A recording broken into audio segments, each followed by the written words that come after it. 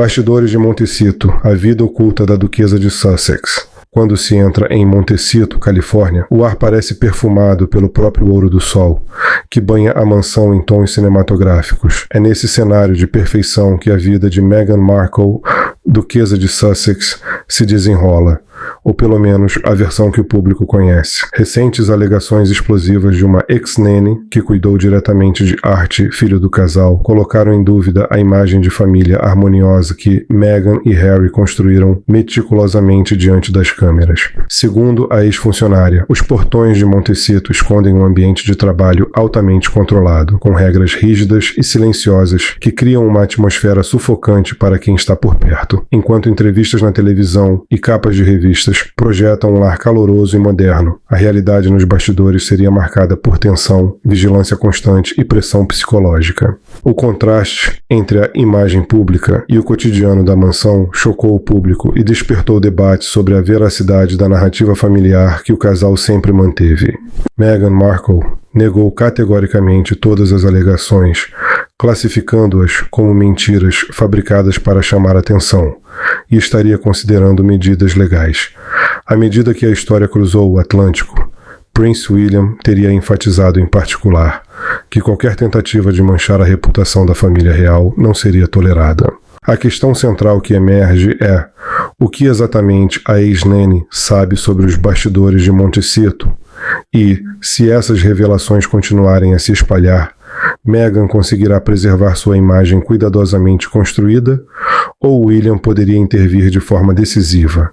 Anna, a ex-nene, recorda seus primeiros passos pela mansão em 2021, quando o mundo ainda processava a entrevista sísmica do casal Sussex com Oprah Winfrey.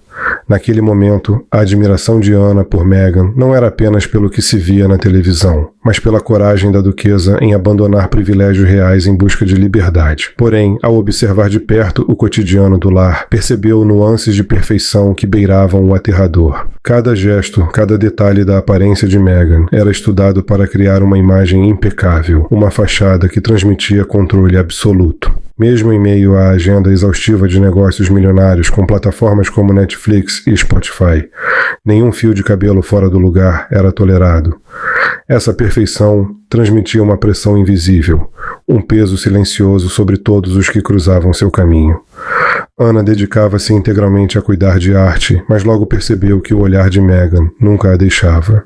Quando o menino chorava, Meghan não corria para confortá-lo, limitando-se a observá-lo da porta, com braços cruzados e expressão severa, como se o choro fosse uma falha técnica perturbando o ritmo cuidadosamente calculado da casa. Os momentos de tensão aumentavam quando pressões externas atingiam Meghan. Anna recorda tardes cinzentas em que notícias de negócios desapontadoras chegavam à mansão. Mesmo sem gritar ou quebrar objetos, a raiva de Meghan era palpável, saturando o ar com uma carga negativa quase tangível. Pequenos deslizes da equipe, como uma cama ligeiramente desalinhada ou o mingau de Archie atrasado, eram motivo para críticas afiadas, pronunciadas em voz baixa, cortando profundamente os ouvintes. Nesses instantes, Anna sentia-se diminuída, compreendendo que vivia um paradoxo cruel. Dentro de uma mansão de 9 quartos e 16 banheiros, jamais se sentira tão privada de liberdade. Cada canto da casa era equipado com dispositivos de vigilância discretos,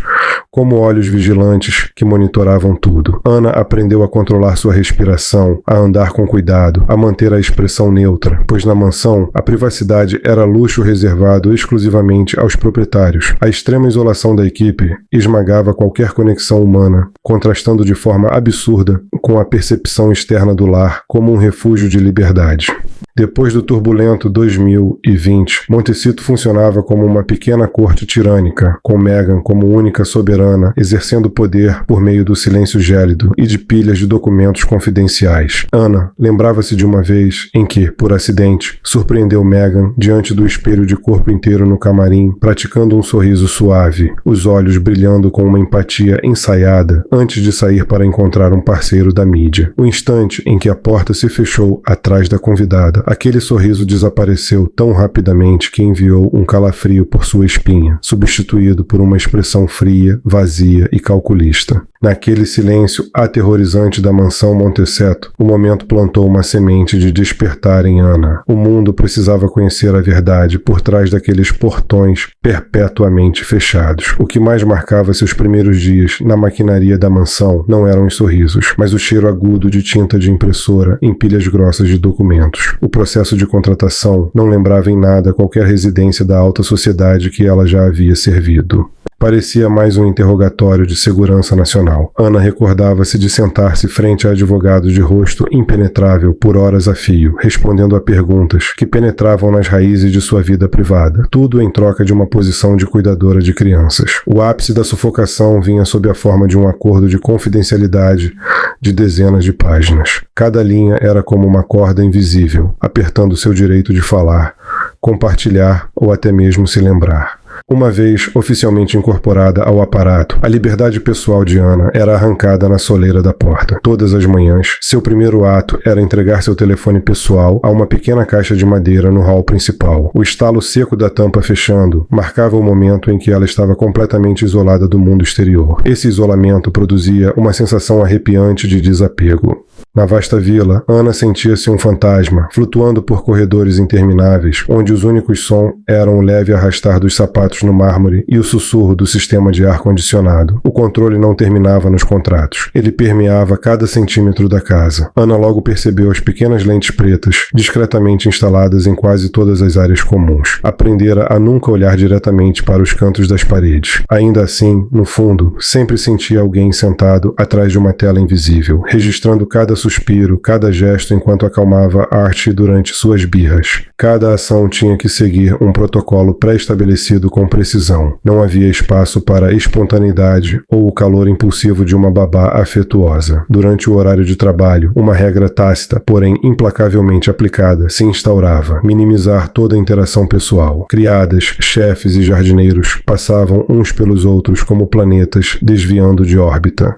Se seus olhares se cruzassem por acaso, ousavam apenas trocar um breve aceno, lábios firmemente pressionados, como se até uma saudação casual pudesse ser interpretada como violação de disciplina. O silêncio envolvia a mansão, não o silêncio da paz, mas de vigilância constante. Ana frequentemente via colegas pressionados contra cantos sombreados dos corredores, mãos apertadas, olhos atentos, como se estivessem no meio de um campo minado pronto para explodir. A insatisfação nunca emergia em palavras, manifestava-se em mãos trêmulas, carregando bandejas de chá ou nos olhares pesados e exaustos que surgiam sempre que a silhueta de Megan aparecia ao final de um corredor. Ana podia sentir a corrente subterrânea de medo e ressentimento percorrendo a equipe. Todos temiam violar as regras estritas da casa, desde nunca fazer barulhos altos até sempre parecer impecavelmente arrumados, mesmo realizando tarefas extenuantes. Cada um carregava o mesmo medo assombroso: ser demitido e enfrentar as consequências legais que se escondiam no acordo de confidencialidade. O ponto de virada da dúvida chegou numa noite tardia, quando Ana assistiu a pequenos trechos do documentário que Harry e Meghan haviam produzido para a Netflix. Ela ficou imóvel diante da tela, olhos arregalados de descrença. Na filmagem, a casa Montecito irradiava tons quentes, luz do sol atravessando portas escancaradas, onde Harry e Meghan brincavam livremente com os filhos no gramado, naturais e despreocupados.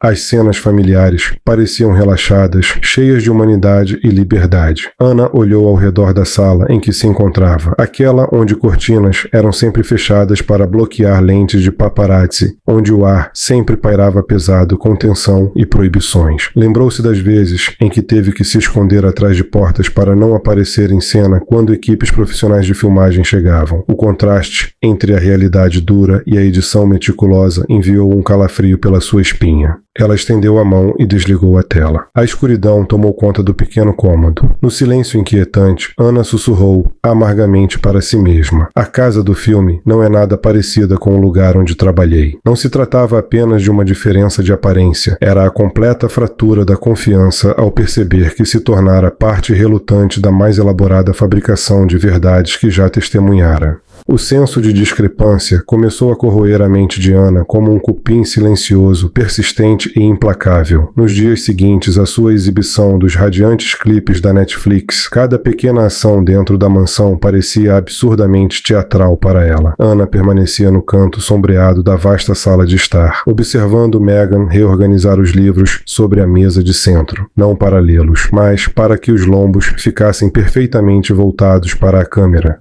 No documentário, aquele gesto parecia um momento de intelecto ponderado. Aos olhos de Ana, era o cálculo seco de alguém encenando uma cena. A diferença entre esses dois mundos não estava apenas na iluminação ou na cor, residia na temperatura emocional. Ana recordava as imagens de arte engatinhando sobre a grama verdejante, aplaudido com entusiasmo caloroso pelos pais no filme. Porém, na realidade em que ela vivia, tais momentos eram frequentemente interrompidos por um corte invisível, ditado pelo perfeccionismo. Megan podia exigir que uma ação lúdica fosse repetida simplesmente porque a blusa estava amarrotada, ou a luz projetava uma sombra desfavorável em seu rosto. Ana apertava a mamadeira do bebê, sentindo o coração afundar ao perceber que até a inocência de uma criança estava sendo moldada para se transformar em conteúdo de alto valor midiático. Essa orquestração levava a dúvida de Ana ao limite. Começou a perceber os menores detalhes, sorrisos que desapareciam assim que as câmeras saíam, mãos dadas em público que se tornavam frias e distantes assim que a porta se fechava.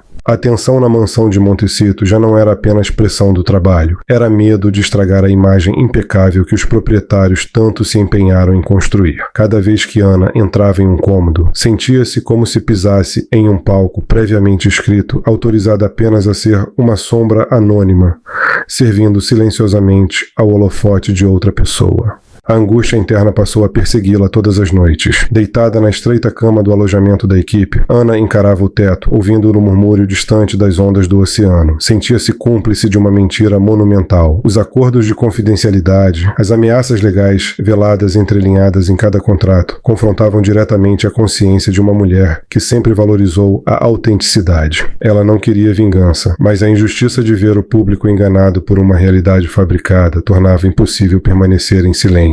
As pequenas ações de Megan, o olhar cortante quando um funcionário surgia no enquadramento, a maneira como ela exercia poder para apagar qualquer erro passado, tudo isso ressurgia na mente de Ana, impulsionando-a a agir. A decisão de partir surgiu em uma tarde, ao olhar nos olhos inocentes de Art. A criança não fazia ideia de que sua vida fazia parte de uma campanha de branding. Com resolução silenciosa, Ana arrumou suas coisas e partiu sem alarde, assim como havia chegado. Mas, desta vez, não carregava admiração, carregava o peso da verdade. Depois de deixar a mansão, o silêncio do mundo exterior apenas amplificou o rugido dos segredos dentro dela. Numa tarde, sentada em um pequeno café, distante de Montecito, Ana colocou o dedo na tela do telefone e começou a digitar mensagens para um contato de mídia confiável. Não foi um impulso. Seus dedos tremiam, mas suas ações eram decididas. Ela começou a descrever os cantos escondidos da casa de vidro, o controle sufocante, as performances intermináveis. Inicialmente, queria apenas aliviar o peso de anos vivendo sob restrição. Escreveu sobre dispositivos de vigilância, entrega obrigatória de celulares e o verdadeiro rosto da mulher que ainda afirmava representar amor e compaixão. Mas a verdade, uma vez rompido o dique, jorrou como água de enchente. Em poucas horas, a história escapou ao seu controle. Espalhou-se pelas redes sociais a uma velocidade vertiginosa, transformando-se em uma bomba midiática no coração da América, rasgando o veludo reluzente que Meghan Markle havia tecido meticulosamente ao longo dos anos. A tempestade midiática caiu sobre a mansão de Montecito, não com trovões, mas com a vibração incessante de múltiplos dispositivos móveis zumbindo sobre mesas de mármore. Dentro do estudo banhado pela luz, Meghan Markle permaneceu imóvel diante da janela alta, os olhos fixos no vazio do jardim, meticulosamente cuidado. As pontas dos dedos apertavam o iPad tão fortemente que o brilho da tela refletia a dança frenética das manchetes, expondo cantos que ela gastara milhões e NDAs para enterrar. Um lampejo de desprezo atravessou o olhar de Meghan Markle direcionado à traidora, a ex-nene em quem havia depositado confiança e generosamente recompensado. Naquele instante, a mansão de Montecito transformou-se em um campo de batalha silencioso, onde cada passo, cada gesto refletia a tensão de uma mulher determinada a proteger não apenas sua imagem, mas a própria narrativa que havia construído com tanta minúcia. Megan começou a percorrer a sala em passos rápidos, sua longa robe de seda sussurrando pelo chão, como se cada movimento marcasse a urgência de uma mente que funcionava como uma máquina de guerra avaliando cenários de crise. Para ela, não se tratava apenas de uma acusação sobre um ambiente de trabalho tóxico. Era um ataque direto à marca viva que havia esculpido com cuidado e precisão. Não podia tolerar ser retratada como uma autocrata controladora quando seu discurso público enfatizava a opressão sofrida pelo sistema real. A violenta colisão entre realidade e imagem cuidadosamente curada preenchia Megan com um profundo sentimento de humilhação. Em minutos, a engrenagem legal e de relações públicas de Montecito entrou em operação total. E-mails intimidatórios foram redigidos em linguagem cortante e gelada, preparados para esmagar qualquer pessoa que ousasse violar acordos de confidencialidade. Megan supervisionava pessoalmente cada palavra da declaração à imprensa. Seus dedos voavam pelo teclado, sublinhando frases como completamente falsas, fabricadas para chamar atenção e invasão de privacidade. Cada termo selecionado era uma flecha envenenada, destinada não apenas a negar, mas a aniquilar a credibilidade da ex-funcionária antes que o público pudesse acreditar em suas palavras. Porém, por trás daquela fachada feroz, uma inquietação corroía constantemente. Megan percorria o chão em frente aos espelhos, estudando seu próprio reflexo como se verificasse se a máscara ainda estava intacta. Rolava fóruns de redes sociais onde comentários negativos já dominavam o feed. Palavras como hipócrita e atriz proliferavam. A duquesa enfrentava uma amarga verdade. Após sucessivos escândalos, sua imagem pública estava fragilizada demais para resistir a um golpe tão letal. A confiança que antes havia usado como arma contra a família real, agora se voltava contra ela.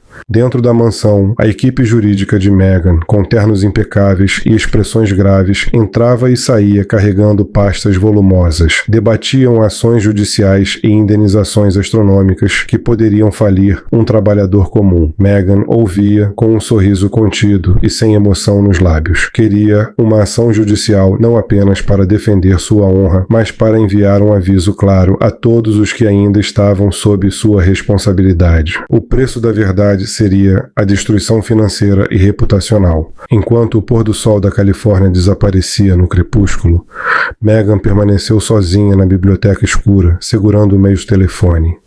A luz azul da tela projetava sombras calculadas sobre seu rosto. A raiva havia se transformado em uma ofensiva meticulosamente planejada. Não importava o quanto o mundo duvidasse, nem o quanto sua imagem estivesse rachada, ela lutaria até o fim para preservar seu trono no castelo de vidro que havia construído. No silêncio gélido da mansão de Montecito restava apenas o suspiro pesado de uma mulher agarrando desesperadamente os fragmentos de uma ilusão perfeita. A mais de 5.000 metros de Montecito, o céu de primavera sobre Londres carregava um tom prateado e silencioso, em contraste com o sol implacável da Califórnia. Entre as grossas paredes de pedra do Palácio de Kensington, a vida seguia com seu decórum habitual, guiada por regras seculares. Mas a aparente calma externa não podia proteger o palácio das ondas de opinião pública que chegavam do outro lado do Atlântico. Tabloides britânicos rapidamente exploraram o escândalo da ex-nene, estampando capas em vermelho vibrante que reacenderam dúvidas antigas sobre o verdadeiro caráter da duquesa de Sussex. Prince William sentou-se atrás de sua escrivaninha de carvalho antigo, olhos percorrendo os jornais deixados ali pela assistente. Não se apressou em abri-los, dedicando alguns segundos silenciosos a observar as finas gotas de chuva na vidraça. Em círculos reais, informação nunca é apenas notícia, é arma ou fardo. Os relatos sobre o ambiente sufocante de Montecito não o chocaram, mas despertaram memórias indesejadas do período tenso que antecedeu a saída de seu irmão em 2020. O conflito entre a realidade interna da mansão e a narrativa pública simboliza uma luta maior. A batalha de Meghan Markle para preservar sua imagem em meio a uma tempestade de críticas e escândalos. O luxo, a liberdade aparente e o glamour escondem uma estratégia de controle, vigilância e repressão emocional. Cada gesto, cada palavra, cada expressão calculada serve para manter o castelo de vidro intacto, enquanto fora dele o mundo observa e julga sem conhecer os mecanismos internos que sustentam a perfeição construída. As alegações de intimidação de funcionários há muito pairavam como uma sombra antiga. Agora ressurgiam com um novo foco específico e uma testemunha credível. Williams, sentado em sua biblioteca, transmitia a calma adquirida ao longo de anos, suportando o peso da responsabilidade familiar. Ajustou delicadamente os óculos, os longos dedos batendo um ritmo pensativo sobre a madeira da escrivaninha. Ele compreendia que cada movimento de Harry e Meghan, mesmo após terem se afastado das obrigações formais da família, permanecia atado por um fio invisível à reputação da monarquia. A fúria de Meghan na Califórnia, ou suas negações públicas, não eram de sua preocupação pessoal, mas o arrastar do nome real para batalhas legais envolvendo invasão de privacidade e tratamento no local de trabalho era algo que ele não podia ignorar. Williams levantou-se e caminhou lentamente pelo estudo, respirando o aroma de livros antigos e madeira polida. Não tinha intenção de atender o telefone ou emitir qualquer declaração oficial. Seu silêncio era uma escolha deliberada, um afastamento completo para afirmar que os problemas na mansão Montecito não mais pertenciam ao domínio de Buckingham Palace. Mas, por trás daqueles olhos azuis penetrantes, ardia uma determinação fria.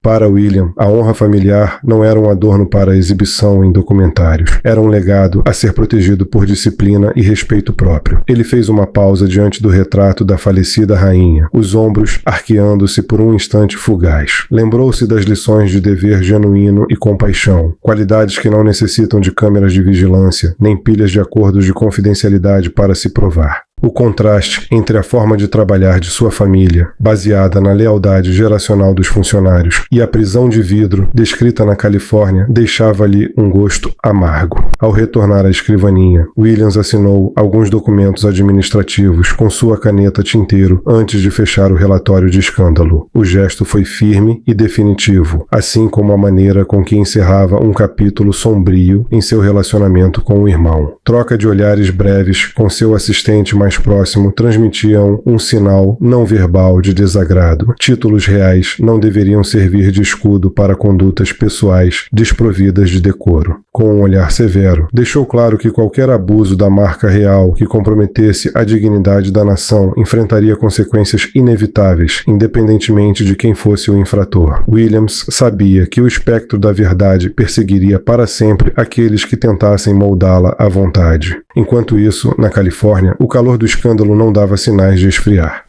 Pelo contrário, fervia como lava subterrânea sob a superfície polida da alta sociedade. Nos dias seguintes, o interior da mansão Montecito mergulhou em um silêncio incomum, o silêncio que precede a tempestade. Meghan Markle passava horas em seu escritório, o brilho de múltiplas telas de computador refletindo em seu rosto cansado, mas ferozmente determinado. Especialistas em comunicação foram convocados, entrando e saindo discretamente, munidos de análises de dados que revelavam o desgaste da confiança pública em números frios e implacáveis. O estado de espírito de Meghan era uma mistura intrincada de orgulho ferido e instinto de sobrevivência. Cada vez que percorria intermináveis debates online, suas mãos se cerravam até que os nós dos dedos se destacassem com nitidez. De um lado, apoiadores leais viam-na como vítima de uma campanha difamatória coordenada. Do outro, críticas severas acreditavam que o véu que ocultava a verdade finalmente fora rasgado. Meghan não lutava mais apenas contra uma ex-babá. Ela batalhava contra o espectro de sua própria imagem cuidadosamente construída. A rainha compassiva que ela havia bordado meticulosamente começava a ser substituída diante do público pelo retrato de uma mulher fria e controladora. Do outro lado do conflito, Anna, a ex-babá que saíra da sombra fabricada, descobriu uma estranha serenidade no caos que havia desencadeado. Não precisava mais entregar o telefone todas as manhãs, nem ajustar cada respiração à vontade alheia. Mas a liberdade tinha um preço elevado. Anna sentia todo o peso da máquina legal agora vasculhando cada aspecto de sua vida privada.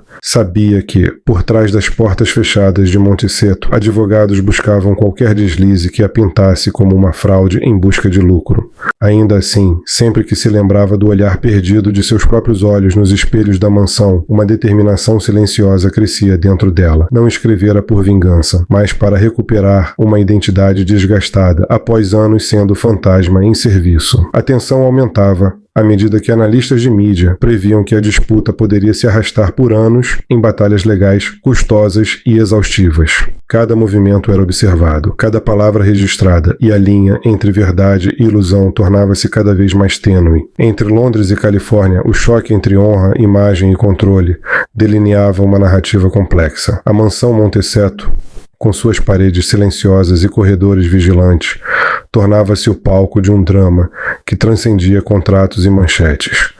Ali, a disputa não era apenas por reputação, mas pela essência de quem se era quando ninguém mais observava. Anna e Meghan representavam polos opostos de um mesmo conflito, uma tentando se libertar do espectro de servidão e vigilância, a outra tentando proteger a imagem cuidadosamente construída diante de um mundo impiedoso. No meio das ondas intensas de opiniões e especulações, a história continuava a ser dissecada em todos os lugares, dos cafés nas calçadas de Londres, aos jantares luxuosos em Hollywood. A verdade agora se assemelhava a um quebra-cabeça, faltando suas peças mais cruciais. Ambos os lados se mantinham firmes. De um lado, uma mulher poderosa, insistindo que sua honra havia sido difamada. Do outro, uma trabalhadora comum, afirmando a autenticidade de sua experiência. Nenhum veredito final surgiu rapidamente. Apenas uma fratura cada vez mais profunda na confiança pública em relação às figuras impecáveis apresentadas pela mídia.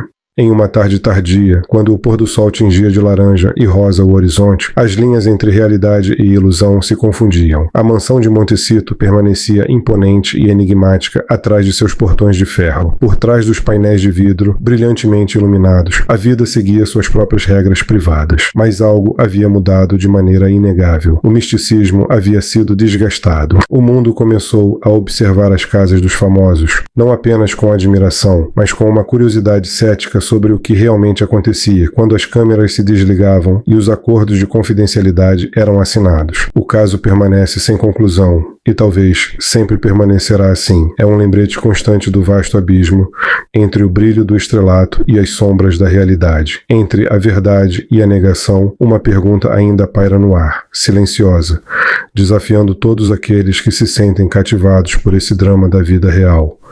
A atitude da Nani, ao se manifestar, foi um ato de coragem para resgatar sua justiça pessoal, ou apenas mais um peão no interminável jogo de poder e fama entre celebridades. Enquanto o debate se desenrola, é inevitável que o público reflita sobre o impacto do privilégio e da fama sobre a percepção da verdade. Em um mundo dominado por imagens cuidadosamente editadas, contratos rígidos e aparências cuidadosamente ensaiadas, a experiência de quem trabalha nos bastidores se torna uma lente crucial para enxergar a realidade por trás da fachada.